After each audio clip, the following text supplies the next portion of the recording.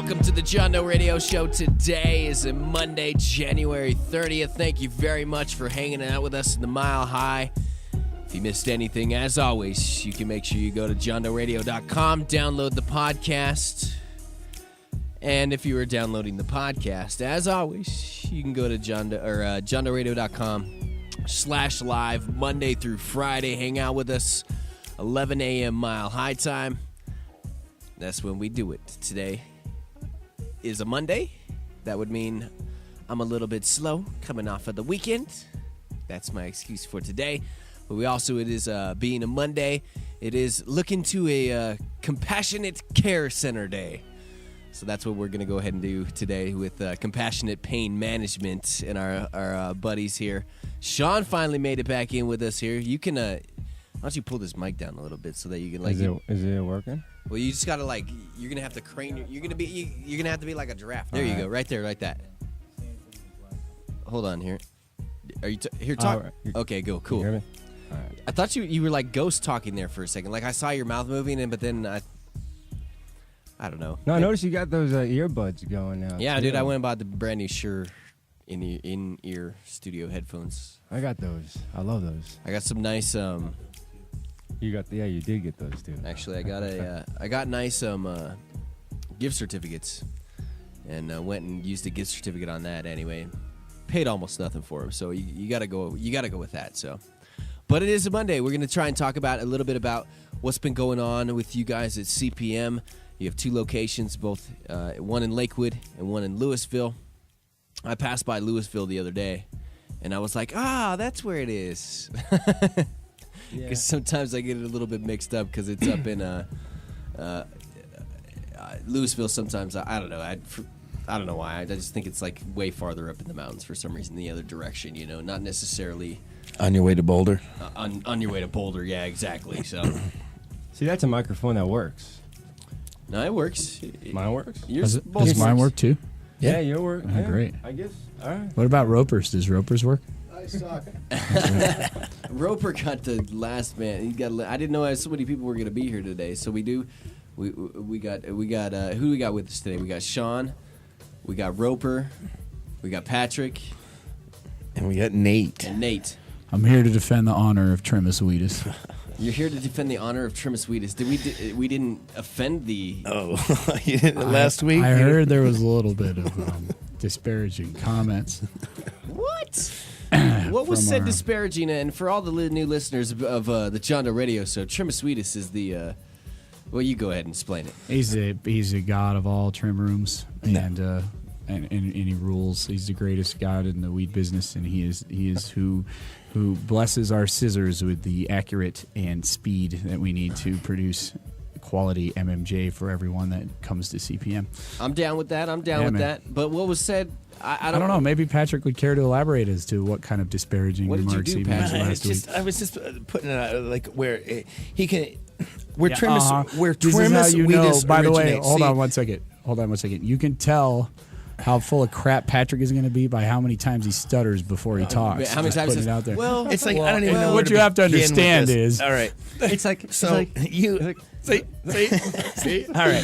So Trimus Wheatus. All right. You want it? Here it is. Blunt. Okay. Trimus Wheatus is the bastard child of Charo and laziness. Okay. Okay. Now, what used to be is that the god Charo gave Patrick to us is the king of the weed and taught us how to grow the weed. That's where Growus Wheatus comes from. All right. God. So what we would have to do in honor of Charo is put on the robes of righteousness and run it through the fields of cannabis and we collect the Charo and come back and scrape. What are you even talking about? But we got that. But what happened what was said is that they got disparaging? lazy and they didn't want to do it, so they sat around. Instead of running through the fields to collect the Charo, they would get lazy and had to sit around. So they'd cut it and they'd dry the weed and they'd just sit in their chairs and they'd trim it rather than doing what was originally intended.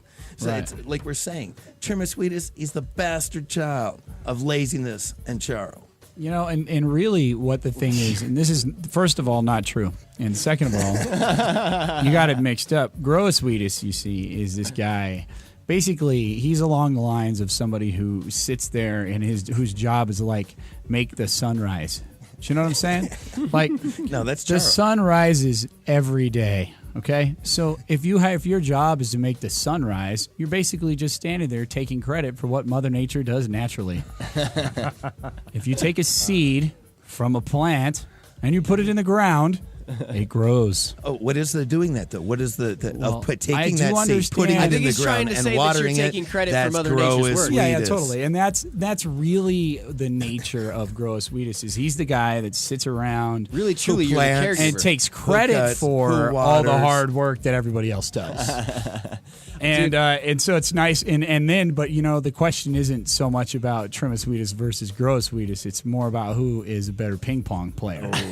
Here's the deal, though. At some point in time, we have got to get into that trim room and just sit there. I'm just going to sit in the corner. I'm going to be like, just sitting there, just like, put my hands together, just sort of analyzing. Like if I was a psychologist and I was like viewing you, I'd be like, yes. It's a good fly on the wall thing in there. For sure. It has a tendency. We just got done with the most epic 6 weeks of harvesting that we've done in the history of CPM. So, epic. you may want to get by the stores and check some of that stuff out. But What's your favorite out of that? What is the favorite to trim what was that looking? you Oh, have? that UBC chemo was good. I like my criteria are different as a trimmer. You know what I mean? I like to see good.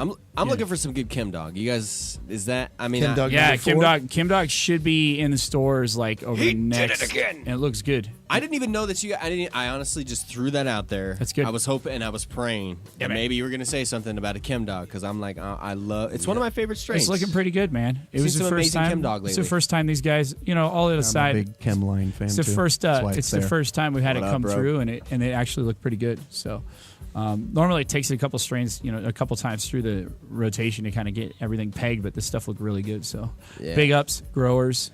Thank you. Big ad up. And if you would like to get a hold of these guys, if you would like to get a hold of the Kim, whatever we're talking about today, like I You said, can just reach Sean on his personal cell phone number.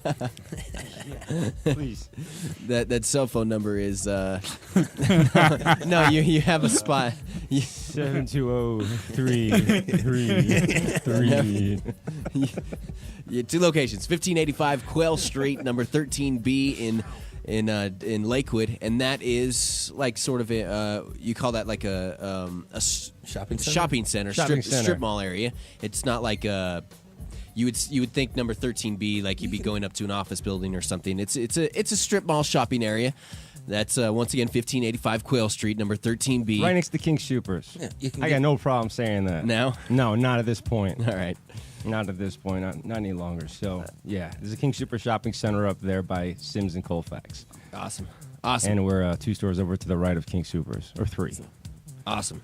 And Come, get also, your munchies, get your meds, Yeah, King get your Supers, haircut. Yeah, get, it's, well, actually, yeah. That thrift store is good. Don't They got an necessarily RC. don't necessarily go to car the King track, too. Supers. Maybe there's a convenience store you can get your munchies from around there. But yes, CPM is there. So, but yeah, they'll take care of you there.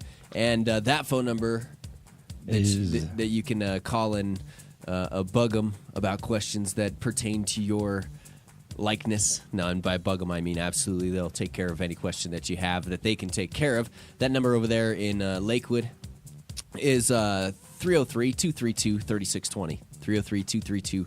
303-232-3620. Who would be at the desk today if they called? I'm putting you on the today, spot. you'll catch my brother Joey. He'll be at the desk. Cool. Darren any of the day. But if you have any questions if anybody has any questions about the cards, Huh?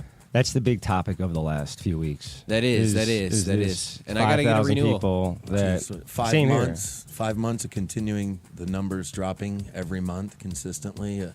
That news just came out this week, and it's about 50. Well, let's just totally skip from what we were talking about there with your front desk people, because I wanted to make sure that your front desk people and the awesome people that do work, that take care of that.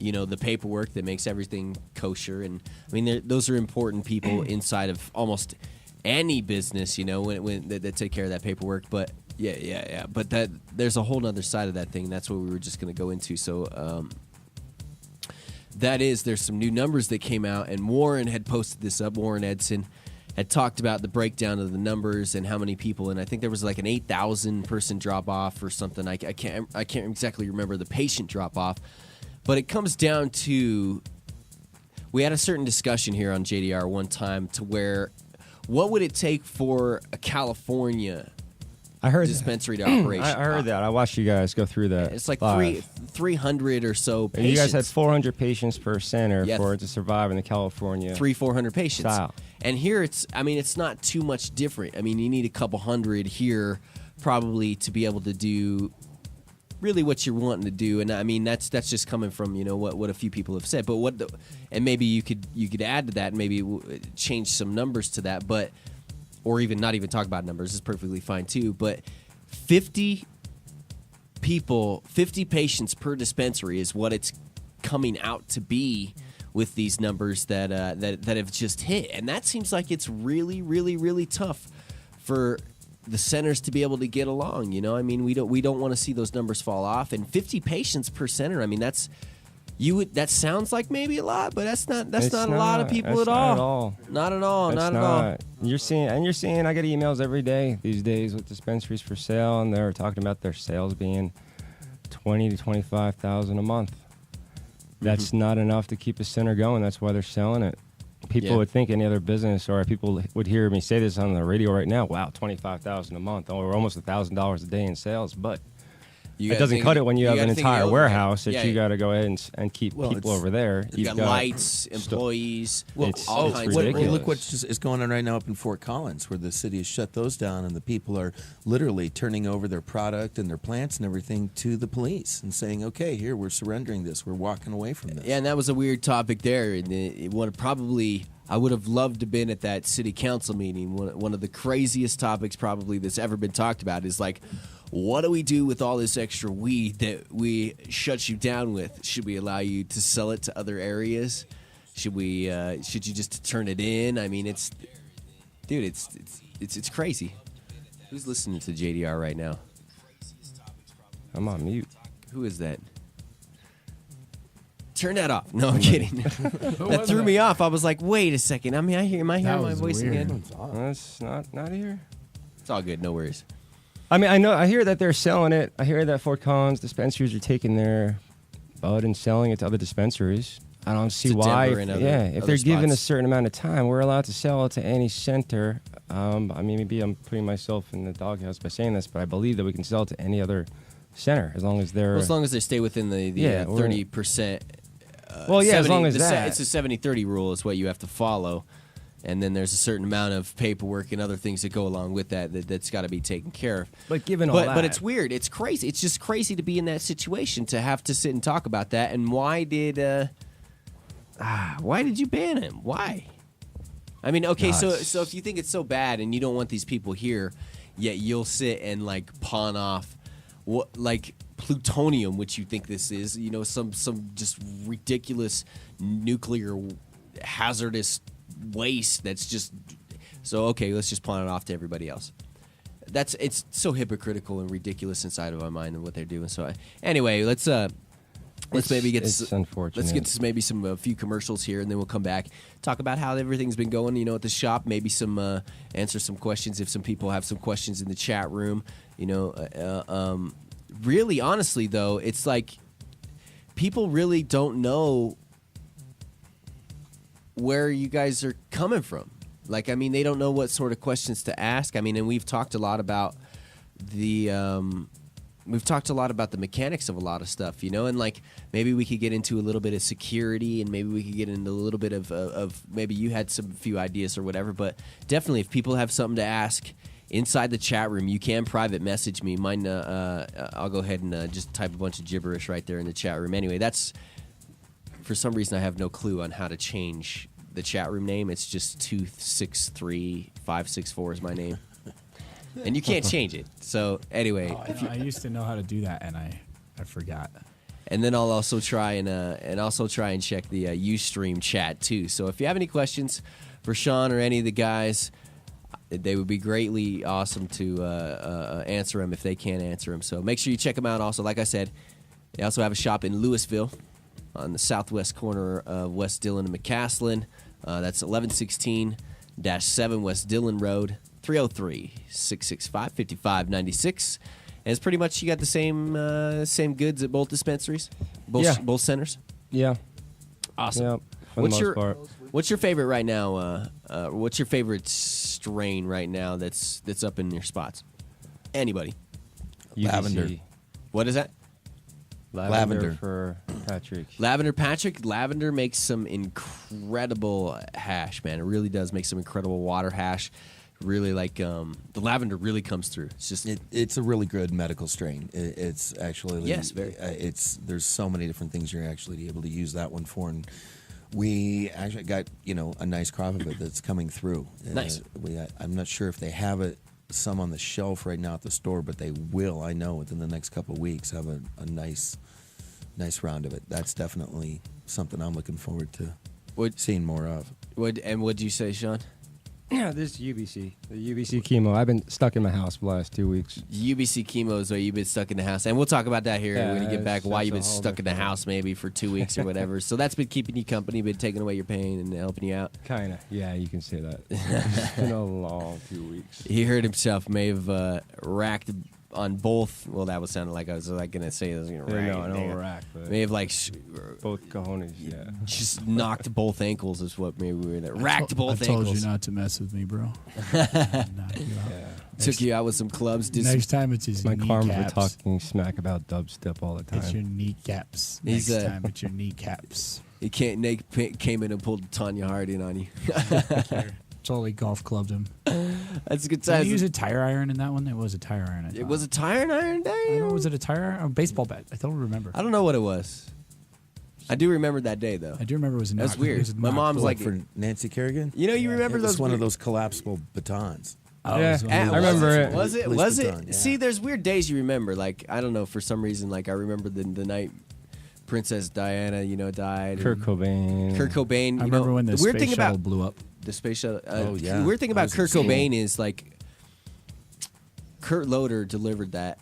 I'm pretty positive. And either way, I was watching that news when that happened. I was watching MTV News, MTV when that happened and when that news came out. And then at the same time, like I was watching when Biggie and both Tupac were shot. I was watching MTV News at the same time. So I found out all three of those things from MTV News. And then later on, when Aaliyah died in the plane crash, I immediately turned to MTV. Like as soon as I heard of it, it was. So you were weird. cutting class when Kurt Cobain died. Dude, how old was I when Kurt Cobain died? I know I was in high school. I was in class. What year was that? I walked out. Actually, I wasn't in class. I heard come out of somebody's door in their car. Hold on here. Let me look this up. What was I doing in front of my high school with the car door open? All this stuff. I was living in Los Angeles. I was in aircraft hydraulics at that time. You were doing aircraft hydraulics. Yeah. 1994. So I was still young. It was at a time where my mom didn't want me to be watching MTV. 94. Dude, I was 11 years old. I was 11 years old. So I was born in just graduated 1983. from high So school. Sorry, guest. E1699. We're not focused. I had been in the military and been This a is not commercial MJ diver. facts. and No.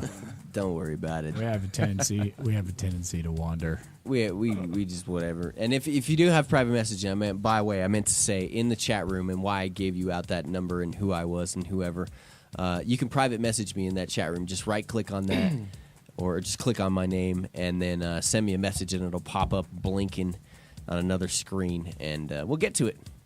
Just like the new guest. We'll get to this one real quick. We got a quick question here. Will CPM sell medicine to patients that have passed their 35 days and haven't been rejected or denied? If not, what do you recommend? But we cannot break the law. We just can't break that, unfortunately. Which right now the law is if you are a brand new patient, you can accept that 35-day paperwork, right? Right. But if you are a renewal, you can't accept the 35-day Right. paperwork. You have to have that card.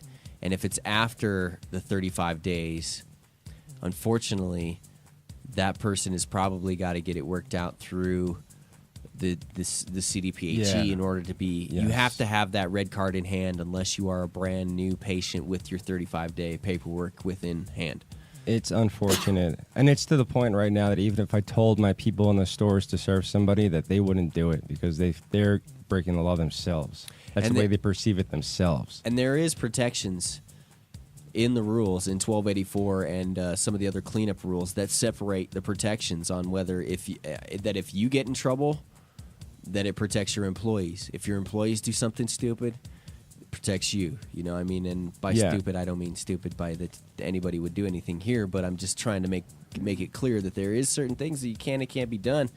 And everybody's got to stick to those as much as you want to. As much as we've talked about that, cancer patient at my friend's dispensary up in the mountains, that is just sick and can't get his medicine or whatever. Much as we talk about that, the rules have to be followed because that's what may break the system is not following the rules. So anyway, let's get to some commercials here. I don't mean to pass that off. If you guys have some questions, please message me, private message me, and we'll get back to it. So thank you very much for hanging out with us on the John Doe Radio Show. Big, also huge thanks to and big happy birthday to Scott from Rare Dankness. Went and hung out with him this weekend at his birthday party. Pam, his awesome wife, invited me out and got to go hang out with Paul from Mad Hatter Smoke Shop and a few of Scott's friends. Mark Middlestat, who is just becoming this incredible grower, is starting to make this just incredible concentrate and other stuff. It's a privilege to be around the people that I'm around, including you guys here. It's just awesome. There's so many people in so many different states that wish they could just be experiencing this kind of thing, and then to be like sitting and hanging out with, a cannabis cup winner, and then he gets given like a Joel Halen like I got, but his on the side has this nice. I saw the pics. Yeah. Has this nice disc with the skunk on it, man. Just beautifully made piece, and having friends like that is just amazing and awesome. So if you would like to get some Rare Dankness in your shop, and I also talked to Scott too. It's the first time I've seen him since I got your email. I talked to him and said that he would like to sit down, and you would like to sit down with him and have some maybe talk with him about the strains and stuff. And I also gave the responsible one in the group, Chloe, the information for some THCs and stuff. And by that I mean Derek and Adam are just so incredibly busy with everything. If it's like I don't write it down and tell them and hand it to them or whatever. So those people they really want to sit down and talk with you. And some I don't know if you'd want to maybe talk about that later about what kind of maybe strains you guys picked up and other stuff. That'd be awesome. So huge thanks to Rare Dankness. 970-812-DANK is the number you can call to get that inside your shop. You do not want to wait around. Right now available to get is the Sativa Cannabis Cup winner, the Moonshine's Haze. So make sure you check that out and all the other awesomeness that they have. The Face Rec, the Face Off. There's a lot of new strains going to be coming out here very, very soon. They're working on some awesome stuff. And on Wednesday, I think we're going to have Dan from... Did you see their new website? Yeah, their new website, raredankness.com, is... awesome. A lot way easier to navigate. Yeah. Even though the other one was really beautiful and all that. This is awesome. Hard to update, a little bit. I'm impressed. Good job on it. Yeah, separate the Kush strains out and stuff like that. So make sure you check it out, raredankness.com. And on Wednesday, Top Shelf Extracts, I hope we're going to have in here and be talking with him about maybe some interesting stuff that may be happening inside the LA and Denver Cup. So stick with us. We'll be back with CPM. Make sure you also check us out, JohnDoeRadio.com. If you missed anything, please also make sure you tell our sponsors when you go and go to the shops or whatever that the John Doe Radio Show sent you. That way that they know that they're getting taken care of by you, the listener. All right, it's the JDR. It's the John Doe Radio Show. Under Pink House Blooms, you will find some of Colorado's most respected and popular cannabis centers, including the Cherry Company at 111 Madison Street, the Pearl Company at 1445 Pearl Street, and the Teapot Lounge at 2008 Federal. You have heard the amazing products available from Nika T and his solventless wax and hashes from his appearances on John Doe Radio, and now you get to know about the amazing ISO hash made by our good bud Stephen Lewis. This ISO wax cannot be beat, and I challenge you to find a better product. But not only are the products great, but just as I need in my personal caregiver, the service is friendly and personable too. Pink House Blooms and its stores are proud to carry essential extracts, rare dankness, and hoodlum and vector products. All stores are open from 10 to 7 every day, with daily specials like Tuesday, 2-for-1 joints, Warehouse Wednesdays, where they weigh all Pink House grown meds at 4-gram-eighths all day long. Thursdays, buy one edible, get the other half off, and Sundays, let's just say they make it rain. And remember, industry employees get a discount at patient pricing. The Cherry Company on 111 Madison Street, 303-399-6337. The Pearl Company at 1445 South Pearl Street, 303-733-6337. And the Teapot Lounge at 2008 Federal, 303-656-9697. Pink House Blooms.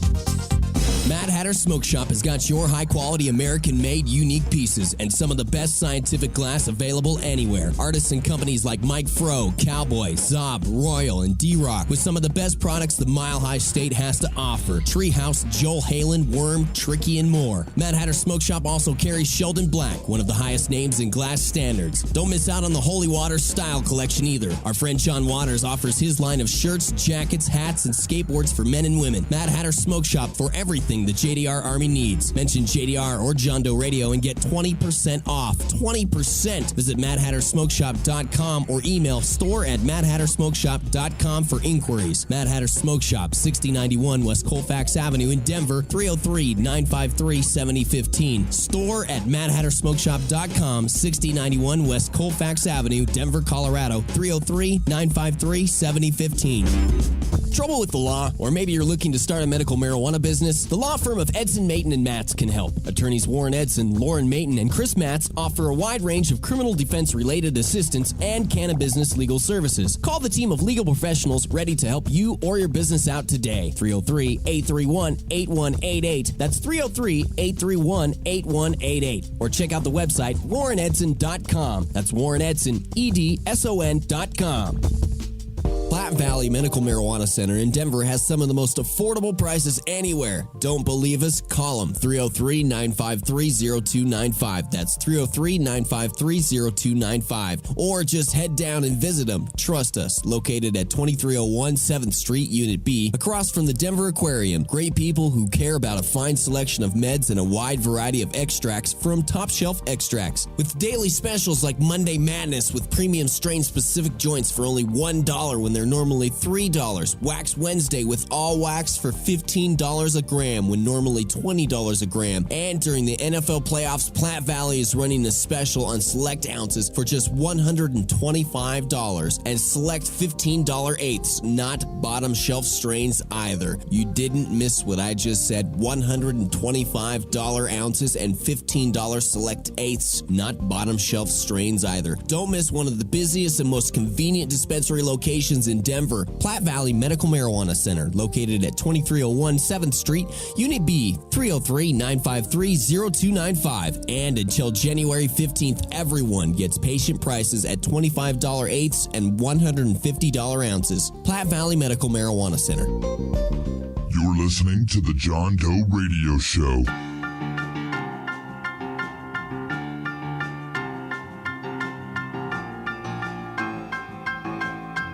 Good times here on the John Doe Radio Show. Thank you for hanging out with us.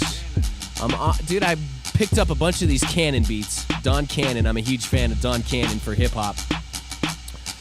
And a lot of them wait till like 5-10 seconds to be able to go in, and then I end up cutting myself off and yammering over the top of stomped Cannon. Nate, you're a dubstep DJ, right? Yeah, producer. All that stuff. DJ producer. Yes. I don't like dubstep, but I like what he plays. What about so like so like all the stuff that's been put up online here lately? By the way, talking with Compassionate Pain Management, the people from CPM here.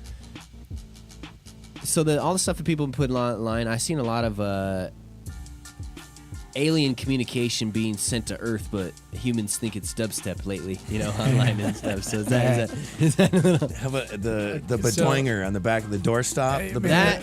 That Mad Hatter Smoke Shop pissed a lot of people off with that one. We think what it's like is so dubstep has been around since about 2006. unbeknownst to many people. So for those of us that have been involved in the community for somewhat longer than maybe the last year, this new attention is good and welcomed, and also kind of funny.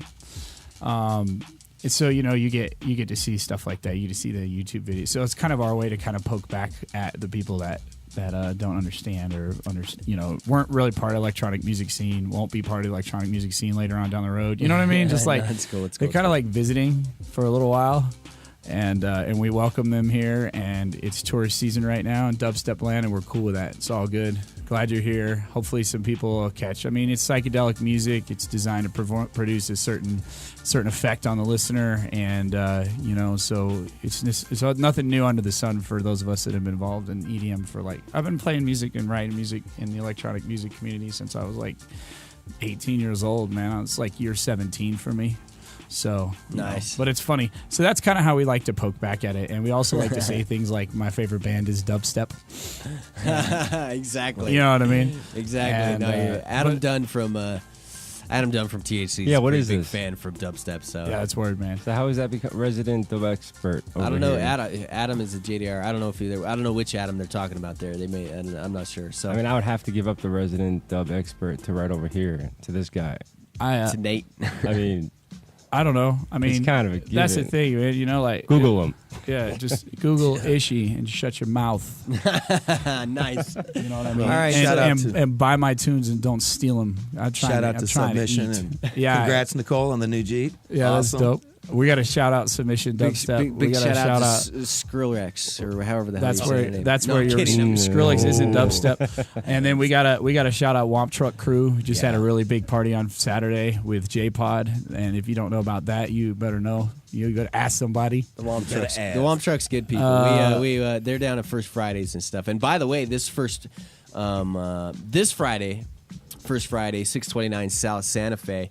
I'd like everybody to come down and hang out with us at the Hood Lab. And, we have good times.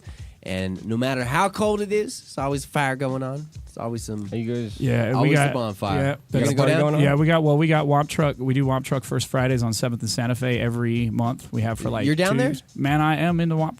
He's the Check crew. this out, B. So you are the dude? He is. I didn't know that. Oh, my. Oh, yeah. I really Baby. didn't know that. Baby, I'm everywhere. Dude, And I then, didn't know that. So the plan for Friday to all the listeners is come out to Womp Truck and hang out on Friday and listen to us play some bass music. It's real cool. Yeah, then CPM has sponsored the Womp Truck. Yeah, man, at the And then walk 420 down rally it. last year, and then go on down to Beta. Because I'm playing at Beta with Urban Assault and my boy Steve Blakely, DJ Well, in Fury. between- and you can go to your bonfire too. In That's between the all Womp Truck, you gotta people gotta stop by the Hoodlum. But Yeah, that's anyway, fun, too. let's get back on a track here with some. We were gonna talk about strains and stuff, and I don't know if Roper too. You can slide the mic over there. Roper's still on. What's up? Whoa, hey. That's the only thing I was gonna warn you about was No, I got it. maybe it would nice swing. Nice catch there, Slick.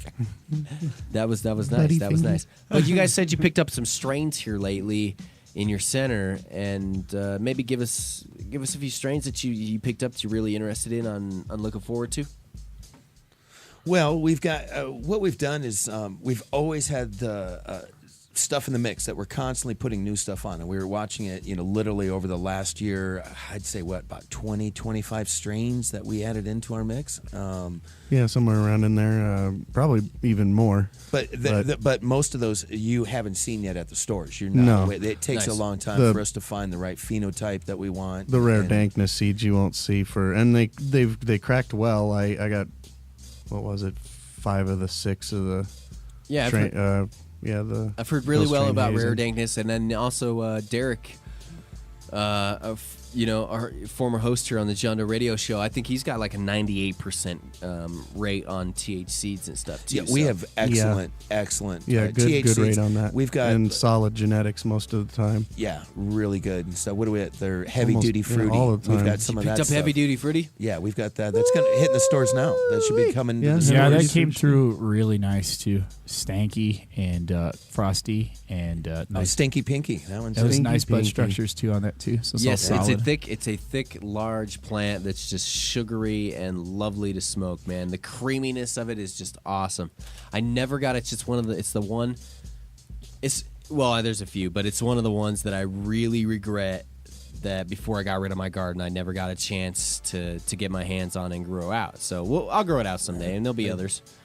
A lot of the OGs too, I wasn't really interested in when we were when I was growing, and a lot of T.H.Seeds are based off of OGs and stuff too. So I mean, yeah, we've got a few, a few of the different Kushes and stuff that we've got coming through. Master Kush. Yeah, that Master Kush. That one's Burmese Kush is always in the mix. The Buku Kush look good this time too. I think. Yeah. I got a few friends that grow out some Master Kush and some Buku Kush that may or may not be in this state, but they love it. It's a fantastic time for. Now we also have a couple of people to learn, like to go through strains and sorry, I didn't mean to interrupt you there, but like what you guys are talking about here with different strains and stuff, and trying to pick it out and picking up new strains, and it takes a minute.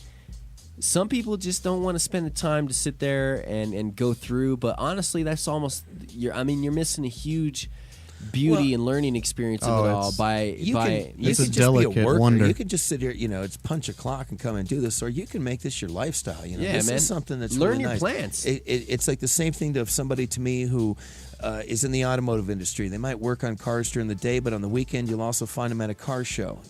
Same thing with us. You're going to find us doing the events, and it's a lifestyle. It's a lot of stuff that we do. Yeah. We actually are working on our own proprietary strains, in-house. We've got some different stuff that we've been working on and crossing, and we've got some special ones. We have one that Crossed your mom last night. That's a burn. You're going to pay for that on There's going to be a ping pong strain table. that's going to be called your mom now. It's going to be like, I just crossed your mom.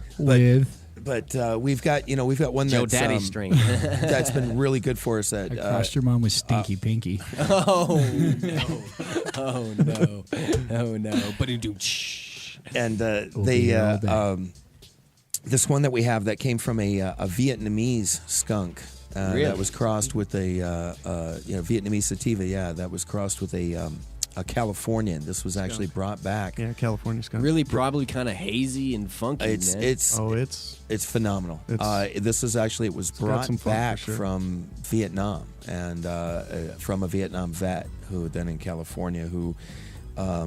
A friend of mine who taught him everything he knew and handed this strain off to him, and it's wow. I feel blessed that he was able to share, that he did share it with us.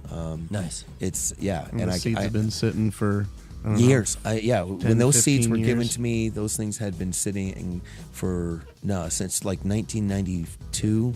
92, and they germinated greatly. They spring up. Like in a day, wonderfully. It was like bam. It was like phenomenal. Right over the weekend, they shot up. They just as fast as the rare dankness. They were stuff very did. eger to get in the mix. That's Yeah. fantastic. So this is we're really happy with that one. And then we've been working on some crosses and stuff. Let's say a really popular strain like Green Crack. We've got that, but as far as as growing it, medicinal. It just doesn't. It's not a in great the ass. producer, and it's not a great strain, but it's I don't so find popular. it medicinal. I don't like it. I know there's I don't people out either. there that don't like that do like it, but see, to me, it is the swaggiest strain of strains. The feeling that it gives me because it makes my legs sort of restless and like when I smoked swag back in the day, it was like I got this weird kind of spinny, like uncomfortable leg feeling or whatever. Are you getting hot? I get my patients. They come in complaining. Sean's to me. over here sweating his off. We can open up a window here. Well, Phil, can you crack a window, please, buddy?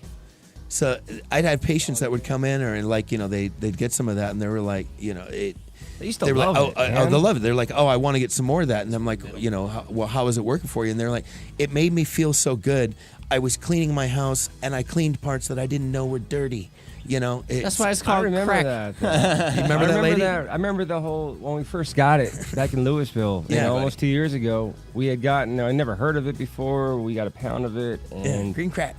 I've never seen it look like that or Again, feel like that. No. I never was. Well, see, the same phenotype thing. that we have is a purple phenotype, but it's we're not happy. It's not doesn't bulk up. So we're actually working on some right now experiments on doing some cross genetics. Yeah, cross it, rename it. And Yeah, it's probably a good idea. Rover's like, he's like, yeah, that's what needs to happen. You know what though? This weekend I'm smoking cat piss and dog shit. I mean, seriously, I have phenos of I may or may not have some. Damn it! I probably just released some shit that I wasn't supposed to release. May or may not have some stuff that's coming up in the future here, possibly from the RD. But somebody else there had some. And we talked about this before on the show with Scott Rare Dankness, is a strain called dog shit, and it's like something that should not be a strain name. But the funny thing is, people know these strains from back in the day. They have names. There's a reason. I mean, no matter what you feel about it, if the name was changed right now, it would lose its lineage. So for a few years, you know what? I agree. We're going to still have to deal with this crap. Yeah. And so you know what? I said, you know what? I got cat piss here.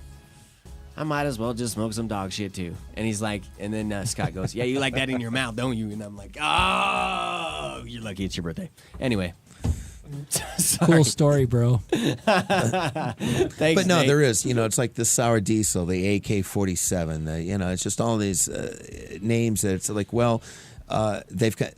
Sorry, that's what the lexicon. That's what they are. It's trying to change it and make it into sound. Pretty pink flowers. AK-47 is just. I mean, it's not going to change. It's always you're going to have AK-47 until it disappears, and it's probably not going to disappear for a long. No, and what was it? Serious Seeds just took third place with their AK-47 again this year. Oh, I believe we have that one, don't we? Yes, we do. Oh, really? It is frostiest AK I've ever seen. I'm not a big fan of AK. It's a really hardy strain to grow out. At least the pheno that I grew out was really, really sort of like bushy. I mean, it was a really hardy strain, but not one of my particularly favorite strains out there. Probably more of because of the sativa qualities of it. It's just it leaves me a little bit more uncomfortable than some of the other strains. So. Well, there's another one we got coming out, White Light. That's going to be done in a couple of weeks. So what's the cross on that again? It's White Widow and Bubblegum. That's Bubblegum. White Widow and Bubblegum. Yeah, that's a Soma Seeds. So that one we're going to have. Those are almost they're almost ready, aren't they? Yeah, they're coming down. You're gonna have them in your hands this week. Where'd you guys get the UBC chemo? The UBC chemo came from Federation Seeds.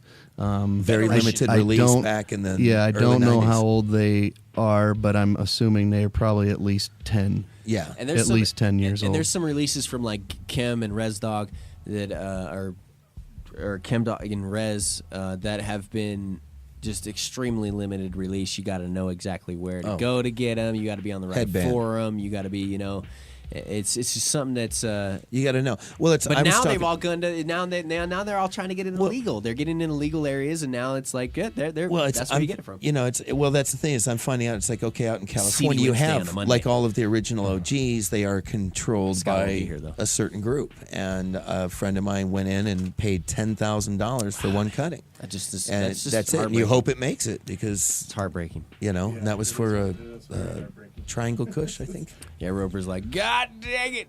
Roper needs a mic. pressure. Where the hell is my extra auxiliary? No pressure, Roper. I think I took it no home. pressure. On the $10,000 OG Kush or whatever it was. No pressure, bro. Jeez. No That's some pressure. bull.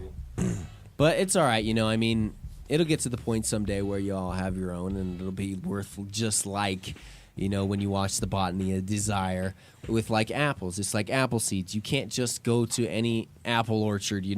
It's like, oh, I really, really, really, really like this apple that I have right now. I'd like to grow it. You can't just pop a seed from that apple and then expect to get what it is Like you were saying, that you were just having. And it's the same thing with cannabis seeds. And someday, just like with these apples, are going to be worth, you could buy an apple orchard for an apple seed for like, Well, it's priceless almost. Yeah, Some people won't even give it up, and that's the way it'll be with these cannabis strains too. And if you doubt that, well, it's like wrong. it's like absolutely. a thoroughbred racehorse. Yeah, absolutely. Exactly. That's why I hold on to as many of them as I can because I don't know if they're going to ever come you back don't around. even have a clue of the hoarders that I know, dude. Oh, And particularly one We have a person that I'm gonna refrigerator. name- Hoarders? We have a refrigerator Yes. for the Don't- genetics. One person I won't name off the top of it, but I'm like, please just buy pop these seeds before they get something happens. It's like one of a kind, last of its kind. Yes. Could have brought back the species shiz. Well, that's what happened to us. It's like dormant, locked in ice, woolly mammoth stuff. You know, you're like, bring it back to life. Sorry, man. Go ahead. Isn't that how we got hooked up? Yeah. You know, it was a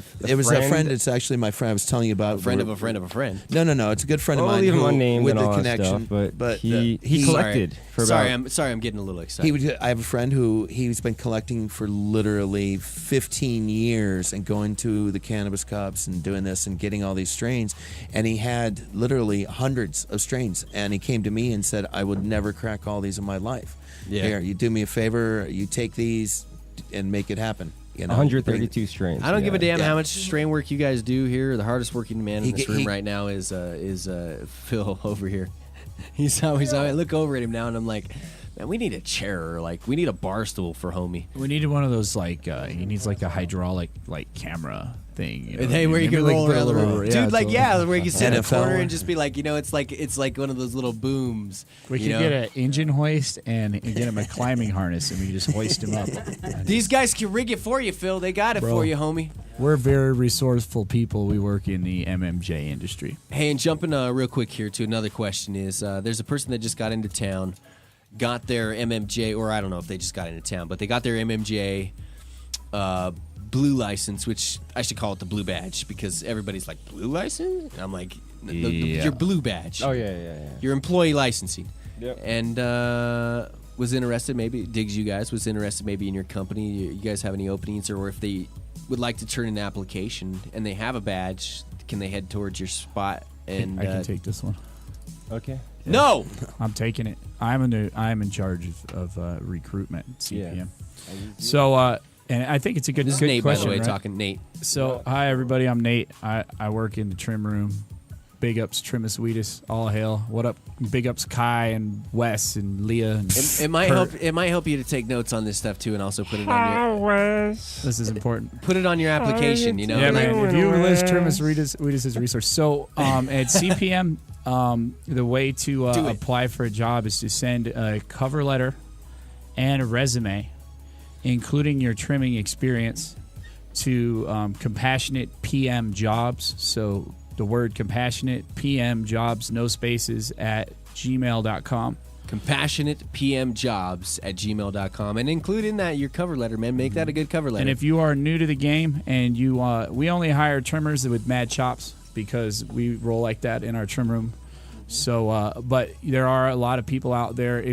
I wouldn't probably cut it in the trimmer. No, I'm kidding. Well, it depends on, it depends. You might. Depends on. Probably not. Everybody thinks they can.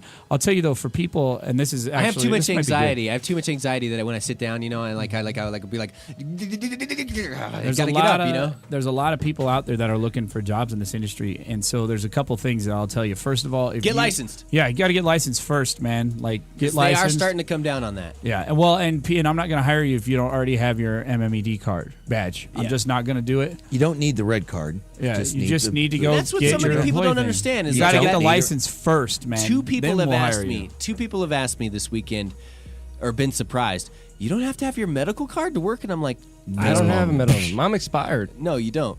I'm expired, and I own them, and I'm waiting. I don't know. I Yeah, need to so get a you got to renewal. get, and then Craigslist. People are always hiring. Get some experience under your belt. That's the thing. And then once you get a little experience under your belt, you can get on with a company that maintains a year-round trim. What if I got a trim really team? good friend that could be coming from another area? I'm not gonna say where or whatever, but she may be maybe needing a head up and want to get to know the whole. She crazy wanting to know grow.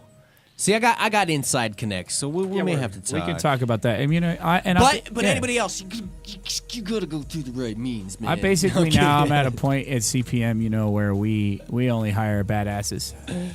And I have the baddest Honey badgers. I have the baddest ass group of trimmers. We got a whole right now that I've table seen. full of honey badgers They in just there. don't give a shit. They just don't. Nice. They're chomping it down. We scoff at you. We scoff at your rates per hour. But we've worked really hard to really, and I talked about that before. Like, I know some industry- homies that can do some poundage, man. Yeah, man. It's like, geez. Yeah, man. And but not everybody can flex every day. I mean, we trim 40 hours a week every week of the year.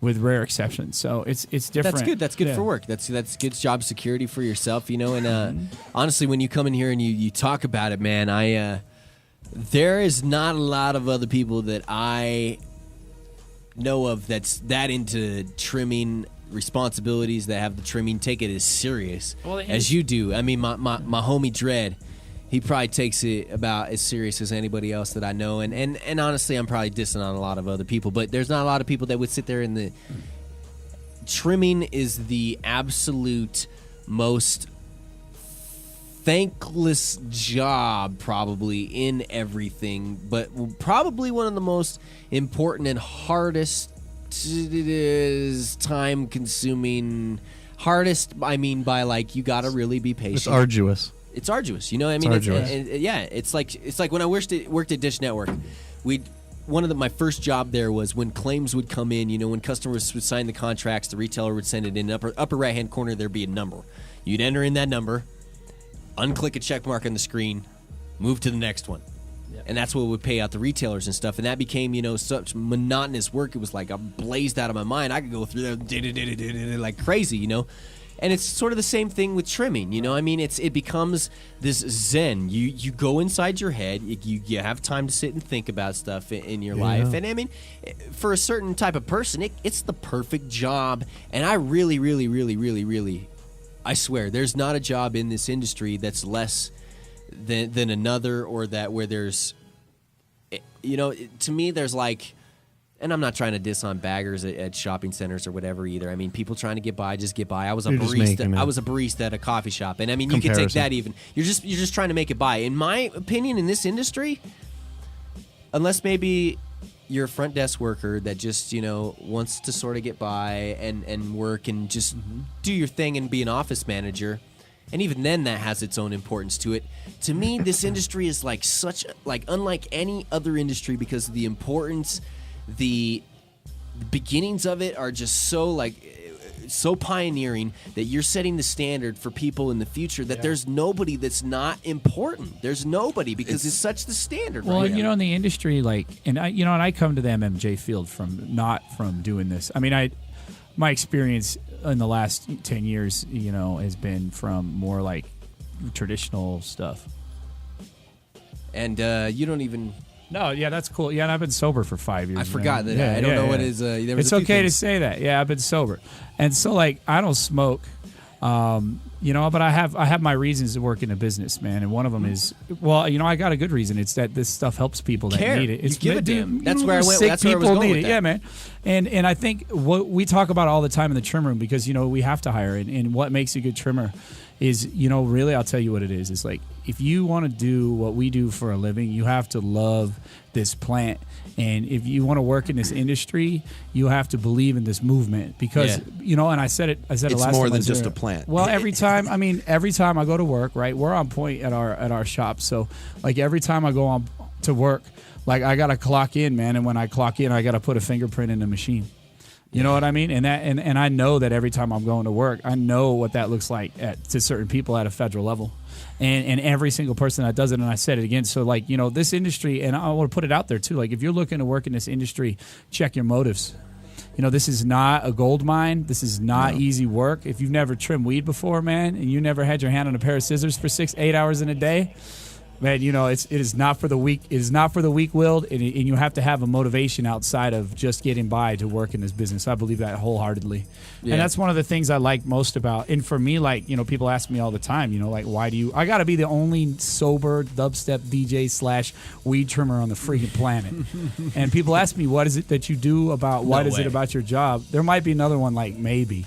And they're like, why do you work there? And I'm like, because for me, this is important work that we do. And I can't stress it enough. And it matters to everyone in this society, not just people who you smoke, and not just people who don't, and not just people who grow it, not just people who smoke it, but everyone is affected by this plant, and it is important for everybody. So that's my take. Well, if you heard last week's show with Jason Love and what he's talking about doing with his hemp bill. Yeah, the hemp bill. And using it, starting out necessarily full on agricultural production of it, but being used to clean up contaminated sites. And marijuana prohibition is a moral issue. It's a moral issue. It's a lot of other things, but it's also a moral issue for me. And so for me, like, I always wanted to have a job like a lot of people. You know, I think people in our generation, like, we don't buy it no more. You know what I'm saying? Like, we just don't buy that shit. I don't believe in it. For real. I mean, I'm it's not true. going to go work for a company for 25 years so they can, you know, take my pension away from me like United Airlines did my old man. You know what I mean? Like, I don't trust them. So for me, like, you know, it's good to be involved. You know, and I believe in activism, and I believe that anybody that works in the MMJ industry is an activist in and of themselves. And this is, you know, and so for me, like, you know, I go to work every day, and that's on my mind. And it's on my people's mind, and I'll tell a story and I'll shut up. I got this dude who's trims for me, Kai, who's like the baddest ass trimmer, I think, probably on the planet. We got to have a trim off. Yeah, this dude's ill. He's really He'll put quick. the kibosh on anybody. And after about 3 months working there, I'm on a break, and he's like, "Yo, I need to talk to you." And I was like, "Oh shit!" and he pulls me outside, and he's like, "All right, yo, so check it out, man. Like, I know you don't smoke and all that stuff, but I really need to know why you're working here." You know, I understand. And I'm like, and I was like, wow, you know what I mean? Like, it's important, and those are the kind of people that we like to work with and around. And despite our idiosyncrasies, which there's a lot, and anybody out there who's ever worked in a grow, man, it's a freaking war zone. It's a lot of and in the industry right now, it's stressful. The craziest people, man, and I mean that in the most most positive way. And you know, but we make it happen. Eclectic people, man. I love my job. You know, I love working in this industry, and it is one of the few, I think, beacons of hope that we have in this culture today. For real, is that, you know, some of these straights might wise up. You know, what's funny is, like, everybody hates MMJ till they get Crohn's disease, right? You know what I mean? Or they get yeah, glaucoma. Or they see a loved one or whatever. And it's Right. like, you know, even 9 News, you said they're one of the shining lights in what we have going on right now. I mean, it is, even 9 News, when they did the story this past week about the crackdown, 25 being sent out, it's like they named it as possibly one of the only growing industries in the state of Colorado right now. And it's like, you know, that's all you need to say. Anything else you follow this up with the feds coming in and shutting down, then everybody else listening to that needs to go, well, let's not let the feds shut everything down then. That makes perfect sense to me, you know? Like, nobody's getting hurt. There's numbers that are coming out that are saying it's safer in areas where these dispensaries are, these cannabis centers, I should say, because the state of Colorado, legally, you are a cannabis center and not a dispensary. But and the cameras and just the care that has been taken to over-regulate to the point where we've met those people in the middle, and we're sitting here, we're trying to be what the Warriors They have lost that track. have wanted us to be. You know, I They mean, have we're lost track. The government has lost track of what they're supposed to be doing. Supposed to be on our side, helping us out, helping us do our thing. And well, the little guy. It's like the little guy. Lost Lost track of the little guy for sure. And not even the little guy and everything. They become. It's their agenda now. It's they have their agenda. We have our agenda, and they're trying to control this. They've lost track that they're supposed to assist us in everything that we do. Yeah. That's why they're here. They're supposed to help us out and keep each other from killing each other. And that's it. And to come out and say that we're going to shut down 23 places because of some information that whoever it is got that is affecting kids in schools is a bunch of crap. It's not even affecting kids in schools. It's, you know, like, I mean, there's no more access in schools today than there was before medical marijuana came in. I mean, it's just a joke. It's laughable. And see, here's the thing: is like those kids in schools, which you mentioned here, the reason why some of these, one of the big reasons why they say they're sending out these letters here in Colorado is because, and they're close to schools and things, is because John Walsh just said there's too many kids obtaining, not necessarily from dispensaries, this medicine, but maybe having patients go and buy that for them and then bring it back or whatever. Here's the deal, all right? It's not whether or not they go and get it from that patient and then that got it from a dispensary, which I'm not saying that it's going to happen. That's not the problem. The problem is you not recognizing that cannabis is readily available in this society. Kids are going to be able to get it no matter what. Kids can probably get cannabis better than they can a lot of the time. Alcohol, cigarettes, all this other crap that's become this sort of taboo in society that people finally start to realize, hey, there's like, as we grow up more and more, I mean, Sean's getting down with the bed that just What's hops on going here or on whatever, here? man. Chicken. But I mean, there's a certain It is. acceptance of certain things in society, and like we've gotten to a point to where it's like, you know, parents buying tobacco use, other certain things in certain states. I'm not saying everywhere. Here in Colorado, 5% drop in alcohol use since, you know, medical marijuana went into effect. I mean, there's just a certain change in the mindset of how people are. And that goes along with medical marijuana. But at the same time, because marijuana is still that illegal drug and there's still that sort of weird mindset. Stigma towards it. Exactly. Perfect word. We still face the crap that we do. But it's changing. With statistics that come out that say, you know, it's safer in these areas. You know, Russ Belville on Normal Show Live talks about all the time about all the stats of comparisons, you know, between other drugs and other things. And, you know, it's like, Jeebus, man. Seriously. Peanuts kill more. And I said peanuts. Yep, kill more people than marijuana does. You know, who knows if the other thing. It's so funny, like, you know, you gotta be good what you do to do anything. I'm saying. I can remember, like, we had the Womp truck at the 420 rally up in Boulder, and my buddy Mike owns a shop called the Root up there, and we had a Root up there, and so we were parked out in the alley next to the Root right on the hill, you know, and we had a bunch of people out there, and you know, and the thing is like, you know, we got on the mic and we were like, why are you satisfied with one day? Yeah, you know what I mean? And I think one of the things that if, I mean, here's the deal, right? If everybody in the country that used marijuana got up off their ass and did something, it would be legal. It would be legal. I talk about complacency all the time, man. I got stuck on like, it for like 2 weeks straight, talking about it like every day, about how it's like, how can you be so complacent? How can you sit here and think that, you know, just because I got mine, just because I can go get my bag from the dealer ever so often. Right. Here's the deal. Here in the state of Colorado, I went from having to, and I understand, y'all, in other states that you're like searching for your dealer. All of a sudden, maybe one day your dealer's like, okay, I'll trade you for this. And then the next day, he may or may not be like, oh, I don't even do this anymore, or whatever, you know? Like, I understand that side of it, the access, being able to get your cannabis or whatever. But, you know, if you just get up, get off your butt, try and make it a little bit more legal, a little bit more accessible, you don't got to worry about that lull in between. I know the stress. That's when it becomes not okay to smoke cannabis at a certain point, when you're stressing about it that much. You're wondering when you're going to get the bag in between each other. It's like access, you know? And that's not even like the worst thing that can happen. I remember those days. Dude, for real, I hate that. But I just, bringing it back up, I just started thinking about it. It made a little pain in my and it brings leg. stresses, and it brings out those certain things that the drug warriors could use against you. You know, like, oh, he's addicted to drugs. Look, he's just trying to get this dude would stick drugs. You know, just like they say in Dave Chappelle and what's his name inside Half Baked. I can't remember. I'm forgetting his name right now. But anyway, he stands up and says, "You ever dig for weed?" And nobody does, man. Bob Saget. Bob Saget. That's his name. That's totally funny. Yes, he got blank for weed. Then get the blank out of here. He got out of Full House, and that dude went completely XXX, didn't he? He was like all the way. The only thing that guy hasn't done is probably like a porn or something. So, but no, I mean that's the way that it is, and I remember it being that way. Roper, you just said, you know, you remember that pain or whatever.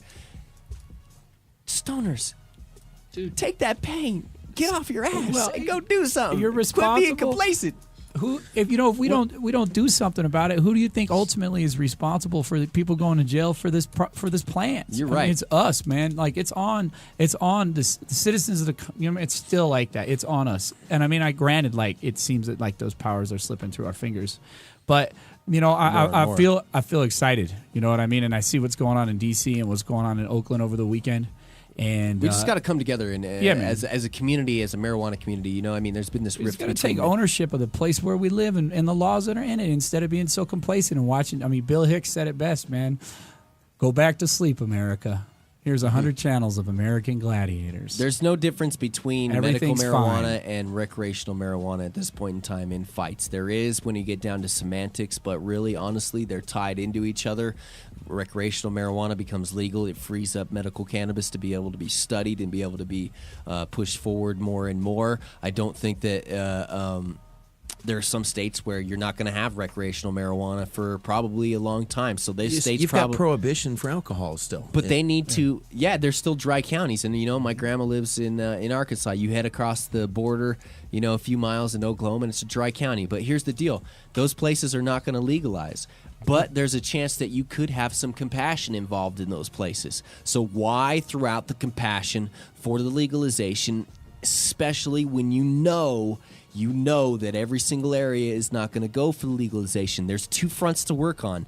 Right. And it's the same war. And it really is. It's the same war. You work on the fronts in the places like Colorado, California, Oregon, Washington, Iowa, even. Not Iowa. I mean, Iowa's one of the worst places for cannabis. Ohio, up in Maine, Rhode Island. These are the places that we need to focus on legalization.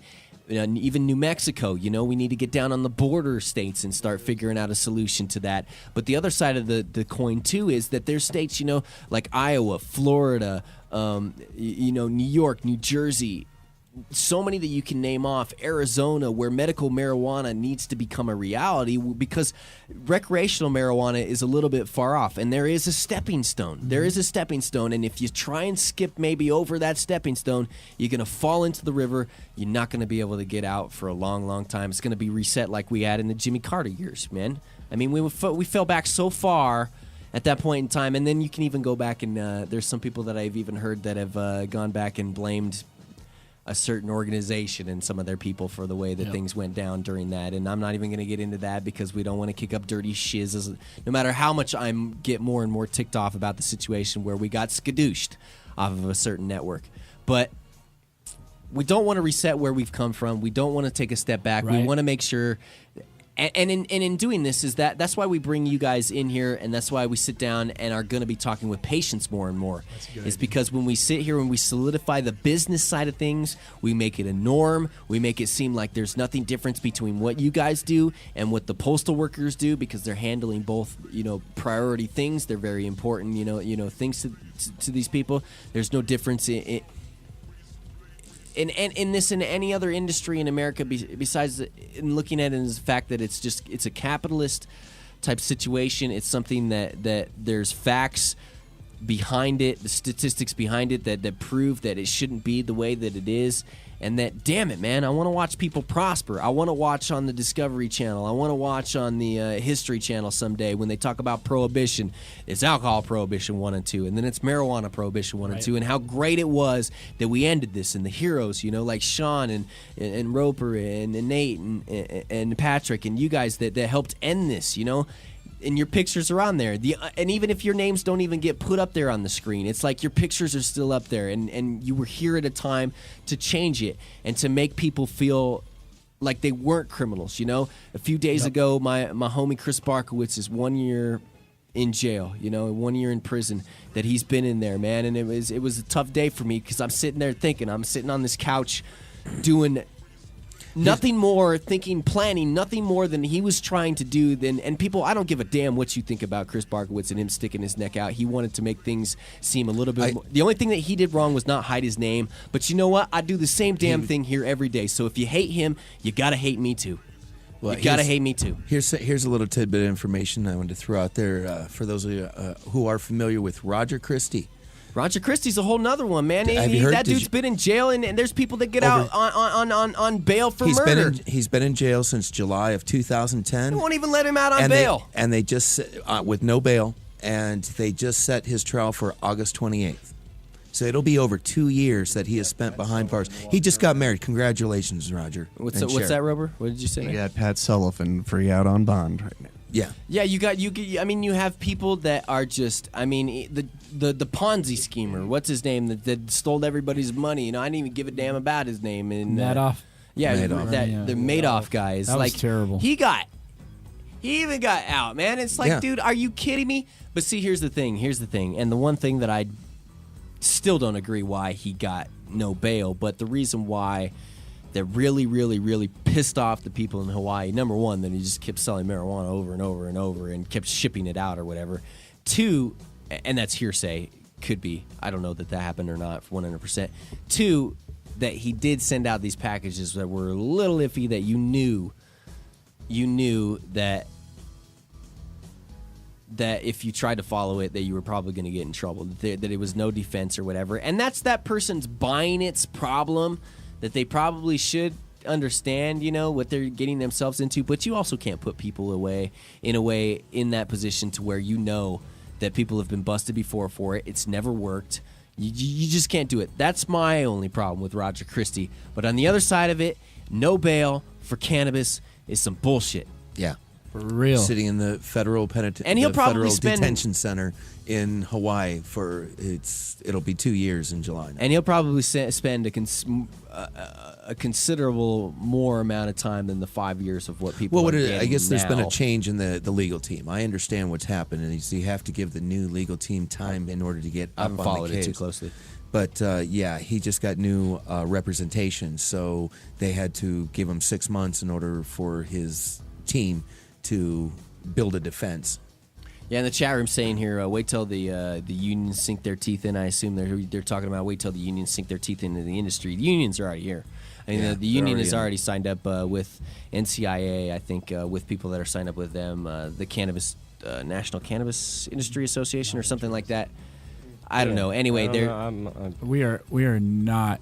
As a no, worker, I know you're not. Not interested. I know you're not interested in unionizing, but the unions are here with, the food and the food workers. The food workers are, and if you'd like, if that's something you'd like to do, I mean, that's something you can go to. But here's the thing: we don't need to. The only thing the union would bring will be some voting power. Other than that, I don't want to offend anybody, so I'm not going to say what I just thought that came to my mind. But it's not needed. It's not needed. And honestly, right now in this industry, probably lighten up my payroll if I had unions. Yeah, I know you probably lighten it up. But no. Here's the thing. But it also may screw you.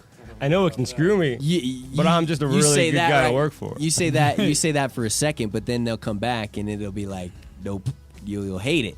You'll hate it a year from now because it's just unfair sometimes, unfair wages for people that do, unfair sometimes little amount of work, and then voting power is what's important in what we're talking about with the unions coming in and maybe changing things. And we've had normal around forever anyway. I mean, it's the situation is simply this: is like the industry is such in its infancy that it doesn't need to be crippled. I mean, we know regulation's crippling, but normal's not necessary. I mean, normal's not talking about normal, but advocacy group. Yeah, exactly. Advocacy. It'd be nice if we could get every single union on board, and then it'd be just bam, we'd get it immediately. So, because those people just do they listen to. Well, and the key is always to know, it's always to know whose interests are not along these lines, and it's always it's prison industrial complex, it's tobacco, and it's alcohol, and those are very strong, very powerful, very well funded lobbies in this country. So think twice. Tobacco, cotton industry, the paper industry. Think twice about that. That's another talk we have in the oil room industry too. Is think about where your money's going.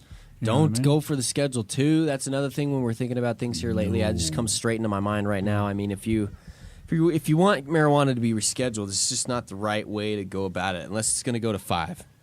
Right. Or lower. Yeah. Schedule 2 will rip it out of CPM's hands. It'll rip it out of, all of our other compassionate centers. Let it right now be how it is. Let it be for a little bit. Everything is dropping in price. Everything is getting better. All these businesses are getting better at what we do. But the drop in price is not necessarily great right now. With it's great for it's good for the patient. It's good for the patients, but see, we talked about earlier with the limited amount of patients per dispensary. I mean, the overhead to clear with the prices that have dropped so fast. It's like people had a certain model at a certain point, and it wasn't even like the model that I'm talking about before with maybe some person, pictured, this is my highest day, this is my highest yield, here's what I'll go with the rest of the time.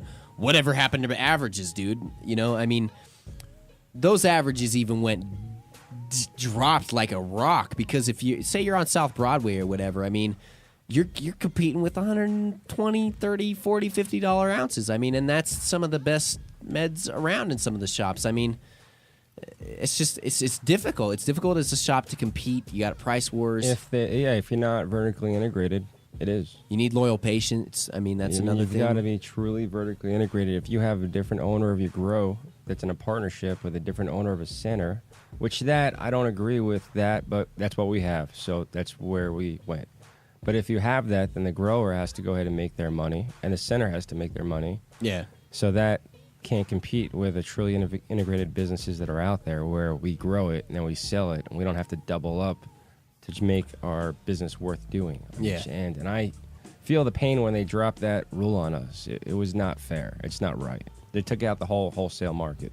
But at the same time, it was just a matter of time until people went ahead and said, you know what? I think that there may be a change in the 70-30 rule coming up with it. Maybe not this year, but it may happen here in the next couple of years. What do you say, Roper?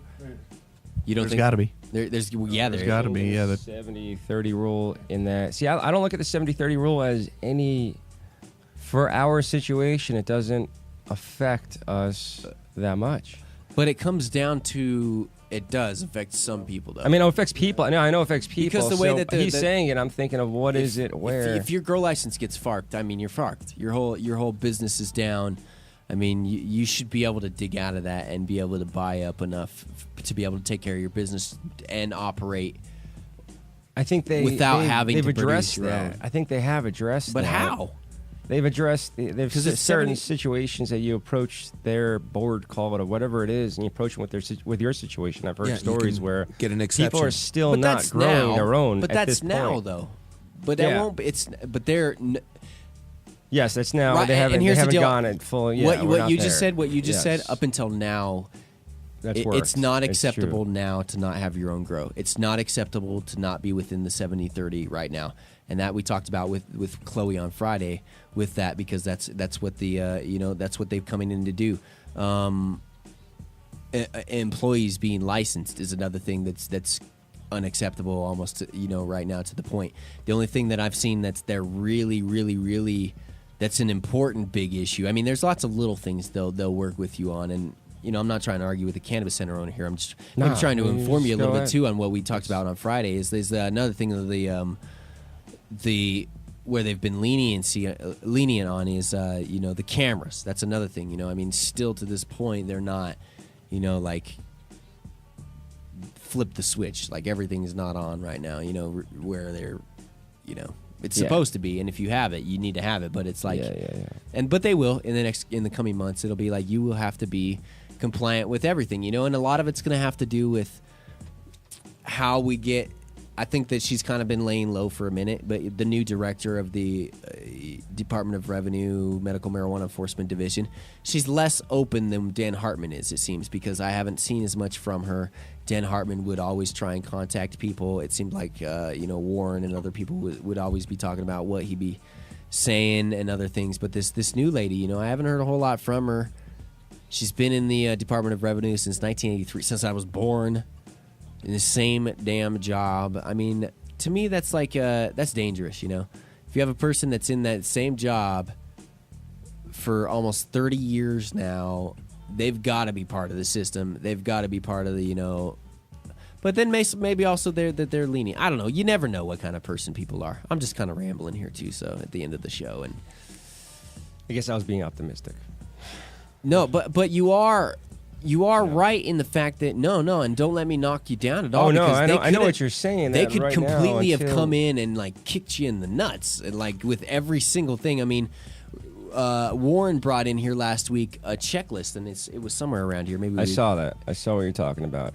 That checklist and stuff, and there could be one thing on there they could be really a big stickler about, but they really are trying to work with you guys. They really are trying to work with the cannabis centers here, and that is what has been the sort of surprising thing from my side, is how easy they've been willing to work with you guys on stuff, and not coming in with like uniforms. And sometimes the first say you're in a smaller town or whatever, sometimes the first visit they'll bring out maybe the sheriff or an officer or something, and that's something that every business really, you need to be I mean, it's just part of the community. I mean, you'd be familiar. Like the police will come in and check on you. I mean, it's like, you know, as much as I hate the police, there's a friendliness and an investigation that could happen. You know, if you needed it, there's just a certain type of.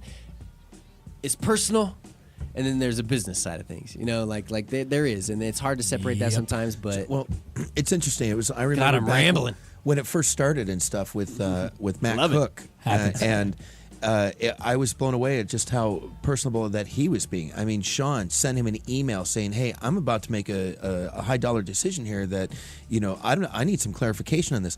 Matt called him up at what 6, Matt 7 cooked him back. He called you back. I emailed him at 3:30 in the morning asking him. I was about to buy, or we were buying the warehouse, and I was about to sign like closing docs the next day or something. I emailed him at 3:30 in the morning, and he calls me up at 6:30 in the morning. And I left my phone on, the ringer on, just in case this guy would call. I didn't think he'd actually call me, but I sent out this desperation email to the phone, his email address on the website, and I sent him this 3 paragraphs, and he people called know me you're back, trying and he to do good. People and he know. spent an hour on the phone with me, and part of me was like, it's 3. I've been sleeping for 3 hours, man. I know that. The other part was, this is amazing. You're actually calling me back to answer these questions. You're telling me what's cool, what I shouldn't do, what I should do. It's a big decision I'm making. They're not here to shut us down. They're three that different doesn't heads serve their now, man. interests at all. Matt Cook, you've had Matt Cook, Dan Hartman, and now we've got somebody that nobody really knows just yet. I can't remember her. I can never remember her name off the top of my head. Dang. Well, let's call her at 3 in the morning to see if she. call her at 3 in the morning. You got to email. We need to have her on the Yeah. show is what we need, and the other thing is we need to contact, because they do have a media specialist with them too, and you know, that's the person we want to talk to and get with, and you know, we need to be. We are sort of a middle between, you know, the Med and the Department of Revenue and other organizations and you guys, and it's weird because it's like we You're talking about you here? yeah, we have this Do you public. find yourself in that place? We have this public service not only to inform. It's like we're entertainment. We have this public service that's like PSA all day long, you know, like, you know, and then we also have this like other side public service to the consumer. Community service. Yeah, community service to this consumer and to the patient and everybody else.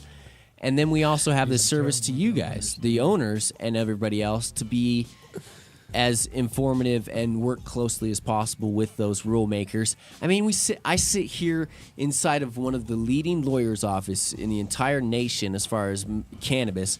The dude runs the Cannabis Cup when it comes into town.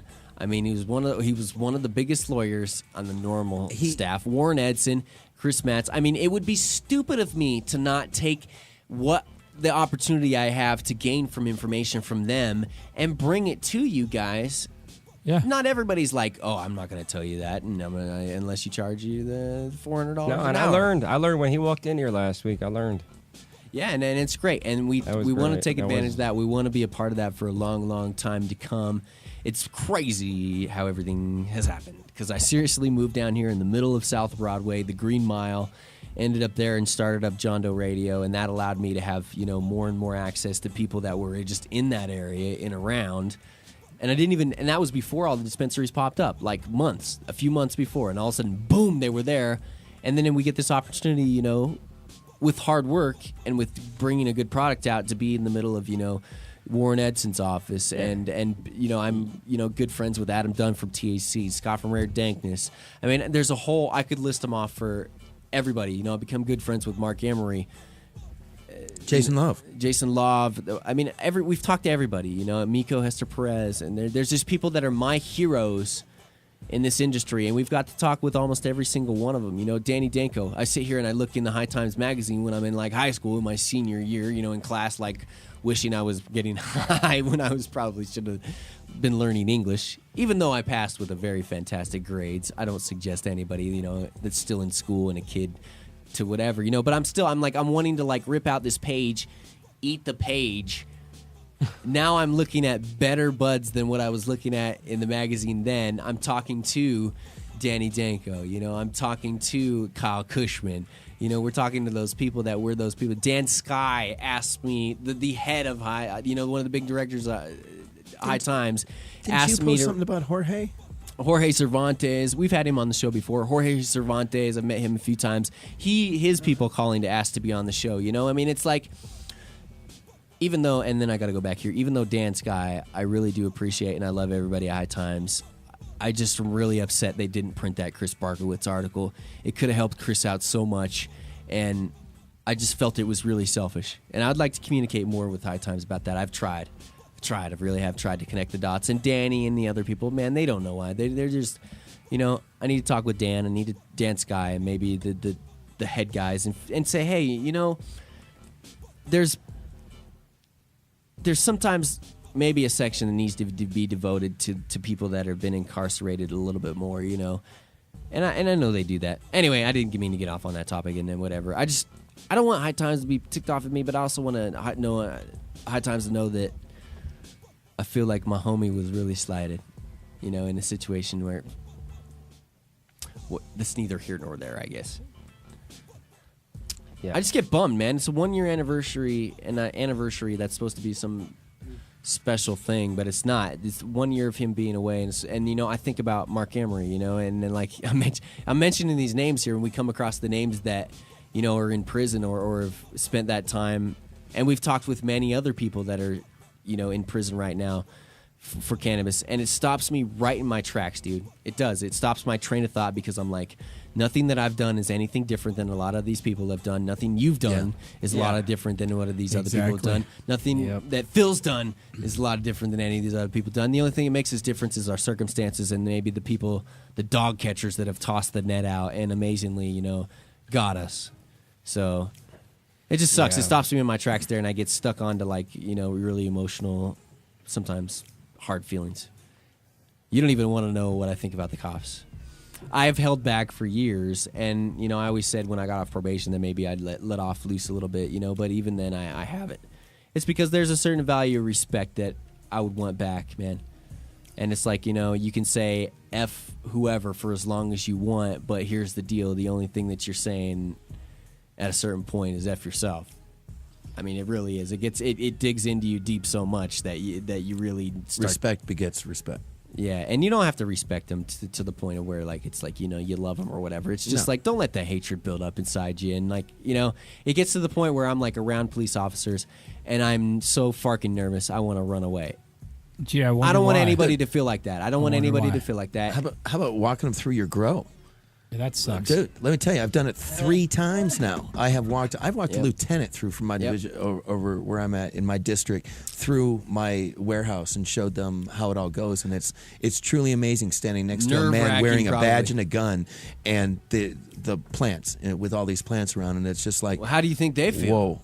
Oh yeah, well, I mean, it's interesting. They're just as curious. For them to be in, man. They're really curious themselves. There's actually they want to know certain things. So it's like, oh, okay, can people use a topical? You know, can people use a topical? And then if I were to grab them, would I feel the effects of it and stuff? You know, there's a lot of questions that they have themselves about. This is a new industry for them too. You know, they have a ton of questions. They do, and very they naive on the subject. You know what's funny is like naive. when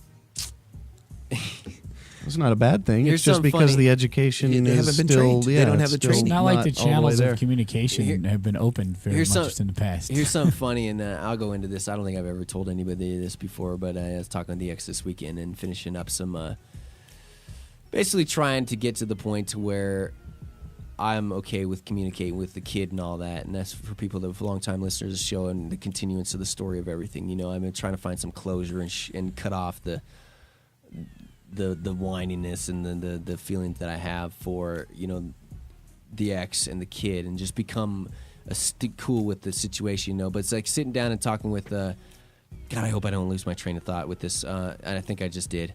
Sitting down and talking with you know, damn it, I did. I lost my train of thought with everything that I was going with that, because I had a point and the ended up in all that. We're talking about police. Shit. Yeah, and the reality that police have been pretty cool to us. Yeah, anyway, I don't know. We haven't had any issues with police, really. They've been very good across the board, and I have zero complaints. extremely responsive. I've got to say, with the police that we dealt with when we first opened the shop up in Louisville, and the chief of police there, Chief Goodman, and then down here with dealing, when we've had just setting up our burglar alarm system, and not everything, all the kinks worked out, and the system accidentally goes off, and when they respond to that, they have been the most professional and really cool guys. They really, really awesome. They've been trained, at least to know that, hey, we're not criminals, and they might not know everything and have everything. There was a time there when we first started this, when they were telling me, hey, if we were to pull you over and you're taking product from the warehouse to the store, we have nothing to show right now to know that whether or not that is legal weed or illegal weed. Well, that's where the bill cleaned it up, and we've got manifests, and everything is all secured, and everything when it, things are being transferred and stuff. But, they didn't know. They needed time to catch up as well, and they've kept a really open mind. It hasn't been like, oh, we're, a bunch of stoners or something. They actually see, wait a minute, these guys have a very legitimate business. It'd be the same thing if we were over there producing bumpers for cars. It's a job.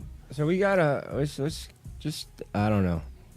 I put it out there, and I wanted people to ask questions about this business and stuff. And somebody asked a while ago about the difference between growing soil and hydro. Okay. So to get completely off the cop, sure, not thing, a problem. Yeah, we got a few minutes left. around. We got a few minutes left. Okay. I just kind of want to answer that person's question. It's different. For when you're looking at the style that we're growing, and when you're looking at when somebody's growing in their house, in their basement.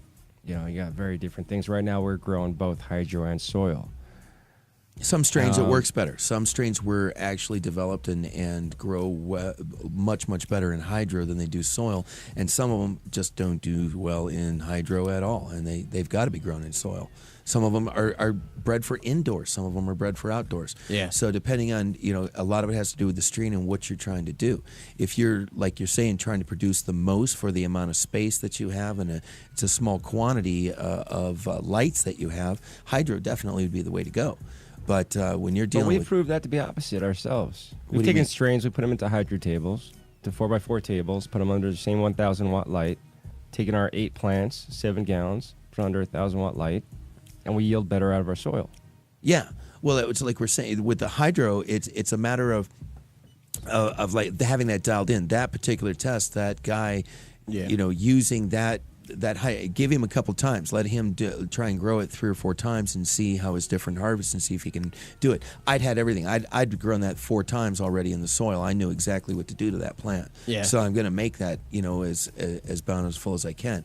But it's a matter of maintenance, is what it goes down to me. The amount of labor that goes into it and maintenance that has to happen with the plants. With the soil, I have a lot more forgiveness. I'm having to look at so many plants that I can't go through and make sure if something were to happen in hydro and I don't take a look at that plant, within a matter of hours, that plant can be dead. Oh yeah, definitely. In soil, I have time. It's the dying process goes a lot slower. I can look and say, oh wow, that plant is wilting. It's not looking well. I need to feed it. If by the time that happens, usually it gets to that point. When that started to, it gets to that point, is a lot longer than what it would do there in hydro. Hydro, that would be just a matter of minutes. It can be with some strains, depending on your grow medium and stuff. Those roots dry out, they're not coming back. They're dead. They're gone. And I look at from my position over here, and I'm looking at, from being, having 2 dispensaries that we're fueling with this, our inventory with. I've got to look at how much it takes to trim each kind. How long does it take to trim hydro? How long does it take to trim the soil? How much goes into the soil? How much goes into the hydro? You think you save your money on soil, you go ahead and spend it on nutrients. You have the risk of a pump going out, and nobody's seeing that one pump out of a room of X amount of lights or X amount of reservoirs. And all of a sudden you lose a couple of lights. A table or a couple tables. And for me, that goes into the whole, you look at 3 weeks of growth on a plant, and then you got to pull them out and put those back in. You can't get those 3 weeks back. Well, that's money lost. That's money gone. And then eventually it affects the bottom line, which is operating the business, which I'm not going to get into details, but these guys right now are experiencing changes in the way that things work because of losses that happen and occur at the warehouse. Well, and you have to look at it, because I also manage a lot of the processing and packaging and shipping to the stores. And because of the nature of the industry today and the regulations that we're under, you can't lump all this. All this trim has to be processed separately. All the sugar leaves, all the water leaves, everything, stems, everything stays separate. So when you start to break it down into all these different, like, small plants, it really doesn't work. I mean, for us, what makes sense is smaller numbers, larger weights, and we have a tendency to gravitate towards that. And luckily, I think what happens too is when we do that, we start to see a lot of what our patients like too, which is really solid, dense nugs, like real solid bud structure. A lot of those things that, and I think the beauty of this industry too for us is that we're finding that when we grow the plants that do well in our grow, those are also the plants that do really well as they come through and handle processing really well. And then they're also the things that our patients want. And I think that's a really cool thing about this industry too, is that everybody's needs are aligned. The plants that respond the best in the grow are the ones that respond the best in the trim, are the ones that do the best in the dispensaries. So right on. It's cool. But that's another one there with the these plants and stuff with the hydro. If anyone's ever seen the look in the Canna Bible, it's a very good example of it. You can see pictures there where they've taken the exact same strain and all the different ways that it can be grown and the way the different buds look. It's grown indoors, grown outdoor, grown hydro, grown soil, grown this, and you'll see it creates a different bud structure every time depending on what way that you are growing the plant. We have found that with the soil, it does produce the most superior bud quality as far as it goes. With hydro, yes, you can do some magnificent stuff, but not all strains are going to respond that well in hydro as you are as in soil. You're going to have a lot more broad spectrum of plants that enjoy the soil than you will the hydro. Yeah, no, that's interesting. Definitely interesting. We appreciate that, guys, that information, and we appreciate the questions from the listeners. And as always, if anybody ever has any questions, make sure that you holler at us on the days that we got these guys in and we're able to take care of those questions for you. Coming straight from the horse's mouth, man. Nothing beat that. Right? Yeah. You guys are all like looking at text message here, and I'm like, I can't see. Dropped it on you. It's a meme. Do we test our medicine? We tested. Sometimes we're about to start doing that. We've taken the same medicine and given it to 3 different labs, and we've taken also the same meds and given it 2 different names to the same lab, and it comes out differently. It just depends on you can take different corners of a bud and it comes out differently. Yeah, it's just a matter of. But here's the thing with that testing. We have Canna Labs upstairs, and I hope someday we'd be able to get them on as a sponsor. I would really, really, really like to have them on as a sponsor. But all the labs are trying to get together and figure that out, man. They're really trying to get down to that testing and find a solid ground. And an industry standard. An industry standard, because what you say is true in the fact that you can take a different section of a bud and it can be a different completely different statistics, completely different whatever. But, I think it gives you a good idea, though. I think you got a good idea when it comes down to it. So, yeah. Cool. I mean, I'm for it. Cool. I'm for testing. Well, if anybody has any questions, anything that they would like to ask for these guys, you can email me, johndoe at johndoe@johndoeradio.com, and I'll save them for Mondays. Or you can head to CPM. Make sure you check them out. They got 2 locations, as we mentioned, one in Louisville and one in Lakewood. You got the one in Louisville that's at 1116-7 West Dillon Road, southwest corner, West Dillon and McCaslin. Call them 303-665-5596. And not only just cannabis at these 2 locations, the other location in Lakewood, 1585 Quail Street, number 13B, 1585 Quail Street, number 13B, 303-232-3620. But they also have pain management practices, like massages and acupuncture and other types of therapy that you can sit down and talk with these great people on and help take care of your situation. So find yourself a good caregiver that not only provides the good meds. I mean, it's awesome to have those good meds, but it's also awesome to have people that care, that can help you with your plan, maybe send you in the right direction with some other stuff. And so it's cool. You guys have, I've been over to the one in Lakewood, and it's a beautiful spot, and inviting. Very, very, very interesting to walk into a dispensary. It just is, man. A cannabis center. Yeah. I was correcting myself there. Yeah, definitely. So the first time, man, anybody ever comes into town and they see it and they feel it and they just get to be a part of it, it's this mind-blowing experience. Still to me is like I walk into a room of like room, just a warehouse of packed plants, and you're like, damn, this is all legal. This is awesome. Yeah, this is the shiz. We grows the weeds. I know. You guys trim all day. Grow as sweetest. I can hear it right now. It's like snip, snip, snip, snip. And even the rooms right now, I'm working with a designer to go ahead and redo our rooms at the stores, and working with a couple of designers on that to go ahead and create this fashion experience. designer. A fashion designer. Yeah, to create an experience for the patients that's unique. That's sweet. That's cool. So he's giving Have him. him put on 3D glasses. He's giving him the Continue death to stare. talk Sean's over giving me. Nate the death stare right What now. else is new? what's new is tomorrow's your review. Yeah, well, it's good. I hope you get Yeah, bring your yeah, check. yeah. Bring your Bring ping pong checkbook. paddle. Suck, I ain't had a raise in a year. Bring your ping pong paddle. That's the review. If you win, I know. you win. I know you know. You might as well just let him win, dude. That's all. It'll It be comes another down to. year. Yeah, right. Exactly. So if anyone is recruiting really well experienced, I'm just kidding. I wouldn't leave. I like it too much. I don't want to see a firing go down. I already on air. broke these. Nobody's ever been fired. It's on taken air, me a really. year I to don't break think yet. these. It's taken me a year to train these growers, man. I ain't leaving. It might actually be the other way around, but we're It'd not be a doing it. mutiny. Dude, man, that's another thing. Is like trim crews. We didn't even get into that. Now, I don't like, envy Nate at all. He's got to unionizing- wrangle cats up there. Unionizing would so screw you guys because the trim crews Dude, would just like turn you upside down and shake you. Well, here's the thing. I guess man. I don't get it. I guess I don't understand unions enough that if I decided not to be part of a union free. Well, you don't. It's not your call. Well, there's So I at have a no- certain it's a point. part that I It's have your not shop. At a I've certain not point, if messed you with want to be a that. part of something, you got to be a part of something. You know, if you decide to be, you know, So call And then, me, or you could a just be bad- shunned. You could be the black sheep. You know, it's like fine. if you take care of your, It's if like, you take "Fuck, care bring it of on. Shit. So here's where the wise, man. You know what I mean? Like you, one thing I noticed when I came into this industry is that you guys, and I will say you guys, because I wasn't here when this happened, treat your trimmers like dogs.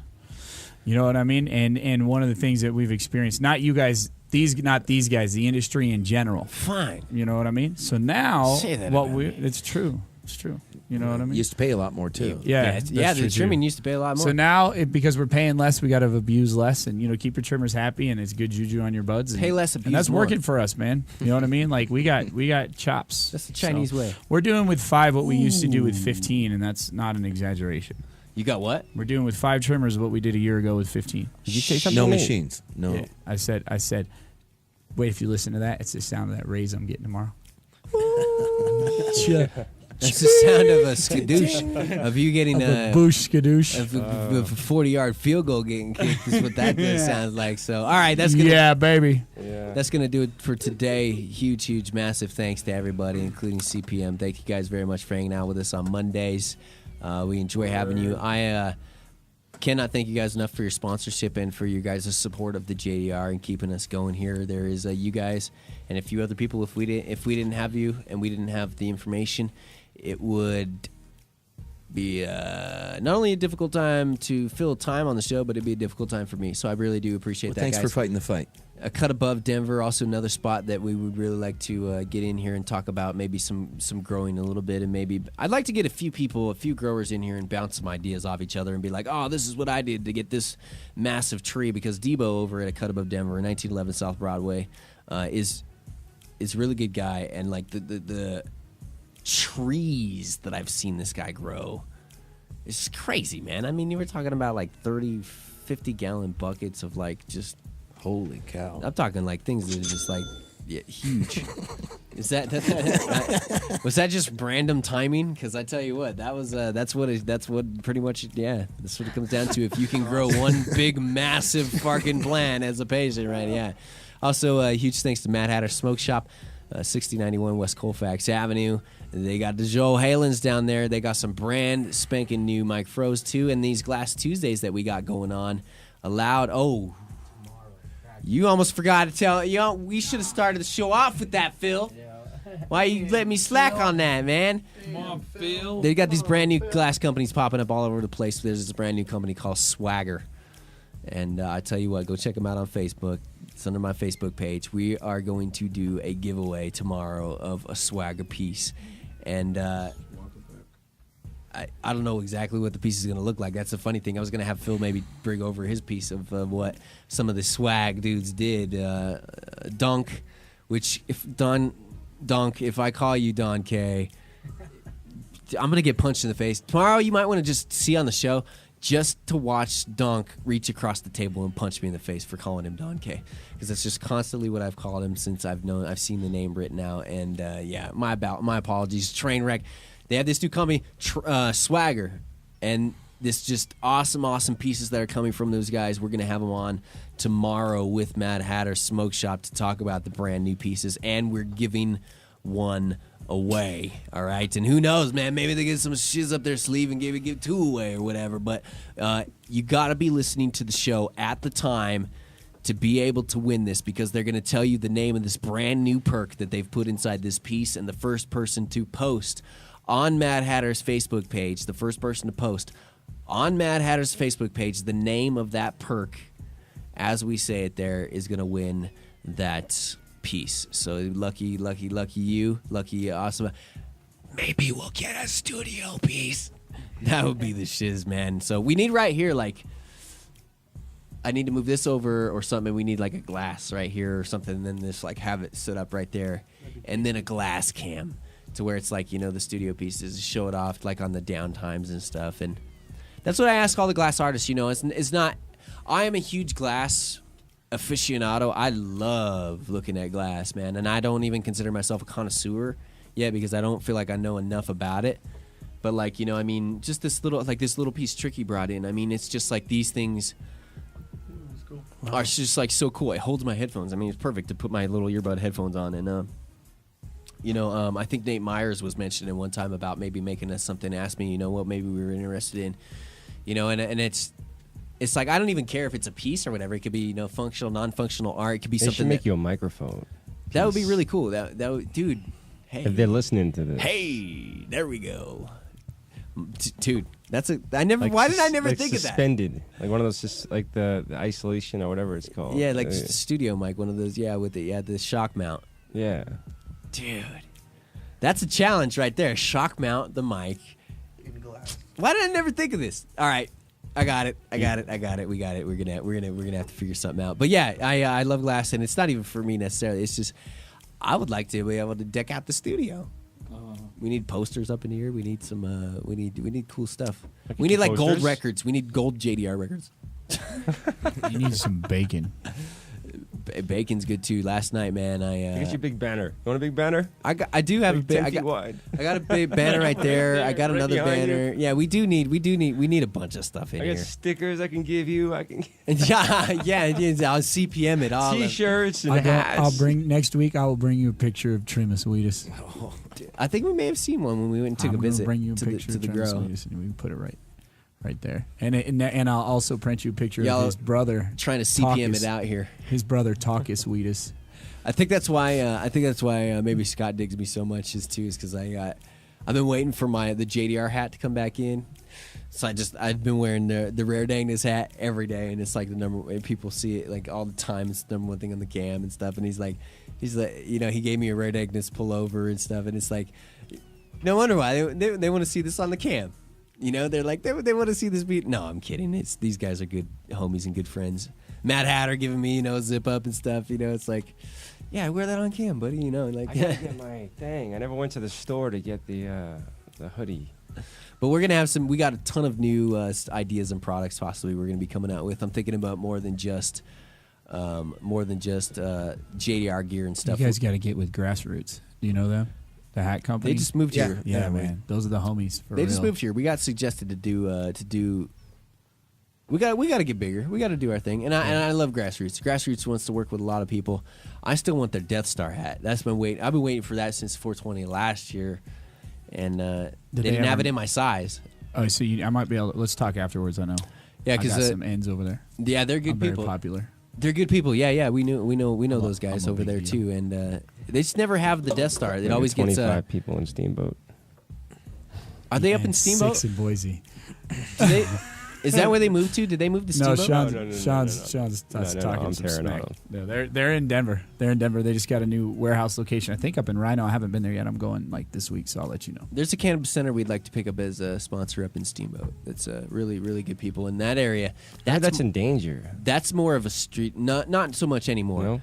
That All right, that's good. more of a strategic move for us too, because we got Boom. You own a ski house. Well, no. Strategery. That's where I was rated up in that area, man. And I mean, that's up in Craig where I actually was rated. There's one shop, and they closed it down. The one shop opened, and then they closed it down. And Sean, and his better half up there, and the good people that have worked hard to build that shop up there, the Craig Apothecary. To me, and no offense to you guys or whatever, but to me, the most important shop in this entire world to me is that little shop there, because they tried to stop me, man. They knew what I was trying to do. They knew what we were trying to build. They came in and burst down my door, man. And then to me, it's personal. It's personal. I want that shop to succeed to the best that it can, and I want them to get as many patients in the areas they can, simply not just because to help patients, but because I want it blown up to tell that people in that area, and the GramNet and the task force, that you know what? You ain't gonna stop a damn thing. It doesn't matter how many of us you throw in jail. It doesn't, and that's not a challenge. That's not a looking eye to eye to you to say fuck you. Fact. It's a fact. You ain't gonna stop this. Period. End of story. All right. And on that note, big huge thanks also to Pink House Blooms, the good people there, also keeping us in business, and also big thanks to Rare Dankness Seeds. We talked about them. Adam Dunn with T.H.Seeds, dudegrows.com, GrowWise, 3225 South Wadsworth Boulevard in Lakewood, handmadeapparel.biz. If you'd like to get your JDR gear, either go with Hemp Hoodlum and then send it off to Handmade Apparel and get it done that way, or just go with handmadeapparel.biz. Edson, Mayton, and Matts, also check out those guys if you really do need to get somebody to help you out. I hope that you don't need them. Go to warrenedson.com if you do need them. Also, big thanks to Run On Grass, which is Georgia Edson's her public service to be able to get to make sure that people out there know that stoners are not just lazy, that they get up, run on grass, do it on grass, man, just do it on grass. And big thanks to also Mile High Wellness and Derek and Jenny and Warren for building this studio and having us here, and Top Shelf Extract, which you guys got to talk to him. 855-710-EARL. 855-710-EARL. Hopefully we get to see. Actually, we won't get to see him tomorrow. It's Wednesday that I was thinking we'll get to see him. So anyway, anything else for you guys? We did almost a 2-hour exact show today. We got 3 minutes short of 2 hours. No, just come by the shops. We're really stocked. And up in Lakewood, we're pretty much ounces are 180, 200 max, and we've got 21 plus strains on the rack. Nice. Both stores. So really, these growers here are killing it, and it's worth going up and checking it out. Killing it. Thank you guys very much. We appreciate it. If anybody's got any questions about anything, email me, johndoe@johndoeradio.com. If you'd like to win something from the John Doe Radio Show, still got some token tops available and Silver Surfer giveaway to give out. So John Doe Radio giveaway @gmail.com. John Doe Radio giveaway @gmail.com. Do not miss tomorrow's show on Glass Tuesday. Giving away a swagger piece, extra special, brand new company coming in. These guys probably going to be in the studio a lot. Sound like some really cool dudes.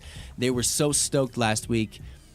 The most stoked of anybody that we've ever had. Like they just posted up and then called and then gave like a Paul from Mad Iron Smoke Shop an idea. They were like, dude, so thank you so much for getting our name out. We'd love having our name on the show. And then they were like, we'd love to come on the show sometime. And then 30 minutes later, they called Paul and was like, let's do a giveaway. And anyway, it blew up into this huge, awesome thing. Do not miss tomorrow's show, Glass Tuesday. All right, everybody else, have a fantastic evening. Have a fantastic day. Try and relax.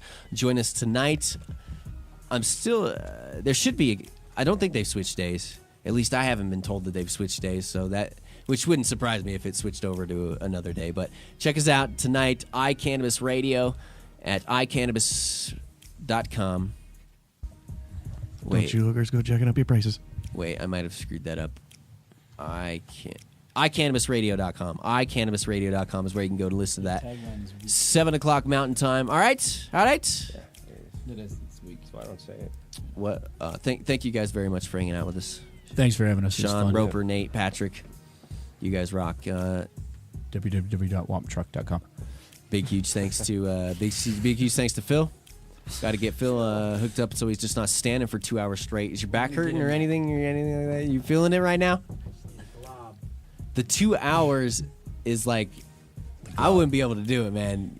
You're amazing, dude. You stand up for 2 hours. Blob of what? All right, anyway, all right. Have yourselves a fantastic day. I am your host, John Doe. Until we meet again tomorrow on Glass Tuesday, don't miss it. See ya.